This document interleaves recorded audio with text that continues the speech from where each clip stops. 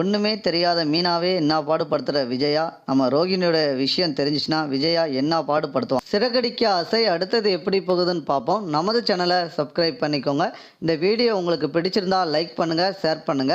இங்க பார்த்தீங்கன்னா விஜயா எனக்கு கை வலிக்குது, என்னால் ஒன்றுமே செய்ய முடியலன்னு ஒரு ஆக்டிங்கை போடுறாங்க. மீனா அப்படி நம்புகிறாங்க. நம்பிட்டு பார்த்தீங்கன்னா, மீனா எனக்கு வந்து நீ ஒரு மணி நேரத்துக்கு ஒருக்க ஒத்தனம் கொடுத்துட்டே இருக்கணும் அப்படின்னு விஜயா சொல்கிறாங்க. அத்தை நான் வந்தா ஹாஸ்பிட்டலுக்கு கூட்டு போவோமா அப்படின்னு கேட்குறாங்க. என்னை ஹாஸ்பிட்டல்லாம் கூட்டு போவேண்ணா, எனக்கு ஒத்தனம் கொடுத்தா சரியாயிரும் அப்படின்னு சொல்கிறாங்க விஜயா. இதை கேட்ட மீனா, சரித்த நான் ஒத்தனம் கொடுக்குறேன் அப்படின்னு சொல்லிட்டு ஐஸ் கட்டியை வந்து எடுத்துகிட்டு வராங்க. ஐஸ் கட்டியை வச்சு ஒத்தனம் கொடுத்துட்ருக்காங்க. மீனா வந்து அடுத்து பார்த்திங்கன்னா வெந்நீர் கொதிக்க வச்சு ஒத்தனம் கொடுக்குறாங்க. அதுக்கடுத்து கொஞ்ச நேரத்தில் முத்து கால் பண்ணுறாங்க மீனாவுக்கு. மீனா நீ எப்போ கிளம்புவ அப்படின்னு கேட்குறாங்க. இல்லை அம்மாவுக்கு வந்து கை வலிக்குது, அவங்களால முடியலை, நான் தான் உட்காந்து பார்த்துட்ருக்கேன் அப்படின்னு சொல்கிறாங்க. உடனே பார்த்தீங்கன்னா நம்ம முத்து சொல்கிறாரு, வேணா நம்ம இவங்க இருக்காங்களா ரோகிணி என்ன வர சொல்லு அப்படின்னு சொல்கிறாங்க. இல்லை அவங்க எப்படி வருவாங்க, அத்தை விட்டு நான் எப்படி போனால் ஏற்கனவே சண்டை போட்டுட்ருப்பாங்க, இப்போ இது தெரிஞ்சு நான் வெளியே வந்தேன்னா சண்டை போடுவாங்க அப்படின்னு சொல்கிறாங்க மீனா. உடனே முத்து சொல்கிறாங்க அதுவும் சரிதான் அப்படின்னு. உடனே நீ இல்லாமல் இங்கே எப்படி வேலை முடியும் அப்படின்னு முத்து சொல்கிறாங்க. இல்லைங்க நான் அவங்க கூடியவங்க எல்லாருமே என் ஸ்டாஃப் எல்லோரும் சூப்பராக என்னையோட நல்லா வேலை பார்ப்பாங்க அப்படின்னு மீனா சொல்கிறாங்க. உடனே அங்கே இருக்கக்கூடியவங்க எல்லாரும் நல்லா அருமையாக டெக்கரேஷன் பண்ண ஆரம்பிக்கிறாங்க. அதுக்கடுத்து சீதா நான் சொல்கிறேன், ஏக்கா நீ இல்லாட்டாலும் பரவாயில்ல, நீ வீடியோ கால் வா, உனக்கு எல்லா வேலையும் நான் உனக்கு அங்கே இருந்து நீ சொல்லிக்கிட்டே இரு, நான் அங்கே உட்காந்து எல்லாமே செஞ்சுருந்தோம் அப்படின்னு சொல்கிறாங்க.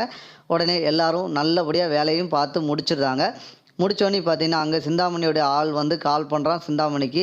அக்கா இங்கே என்ன நடக்குன்னு தெரியுமா உனக்கு அப்படின்னு சொல்கிறாங்க. அவன் யாருன்னு பார்த்தீங்கன்னா நம்ம சிந்தாமணியோட அதிர்ஷ்டண்டு. இங்கே டெக்கரேஷன் வந்து நல்லபடியாக முடிஞ்சிடுச்சு அப்படின்னு நம்ம சிந்தாமணிக்கு தெரியுது. உடனே இங்கே பார்த்தீங்கன்னா சிந்தாமணி கால் பண்ணி நம்ம விஜயாட்ட பேசுகிறாங்க. என்ன சொல்கிறாங்கன்னா, நான் ஒரு ஆக்டிங்கை போட்டு நீங்கள் சொன்ன மாதிரி எல்லா விஷயத்தையும் செஞ்சிட்ருக்கேன் அப்படின்னு சொல்கிறாங்க. நீங்கள் செஞ்சு கிழிச்சது போதும், அவள் வந்து அங்கே டெக்கரேஷன் நல்லபடியாக முடிச்சிட்டாலாம் அப்படின்னு சொல்கிறாங்க நம்ம சிந்தாமணி. அவள் இங்கே வீட்டை விட்டு வெளியே போலே எப்படி பண்ணா அப்படின்னு கேட்குறாங்க விஜயா. அவள் வந்து வீடியோ கால் பண்ணியே எல்லா வேலையும் பார்த்து முடிச்சிட்டாங்க அப்படின்னு எல்லா விஷயமும் நம்ம விஜயாவுக்கு தெரிய வருது. இது வந்து ஐயோ அந்த மீனா இங்கே உட்காந்துட்டு இவ்வளோ வேலை செய்வாளான்னு நான் எதிர்பார்க்கலையே, உங்களோட புத்திசாலியாக இருக்கா அவங்க மீனா அப்படின்னு நம்ம சிந்தாமணி நம்ம விஜயாவை திட்டுறாங்க. உடனே இது அத்தனையும் கேட்டுருந்தாங்க மீனா வெளியே இருந்து.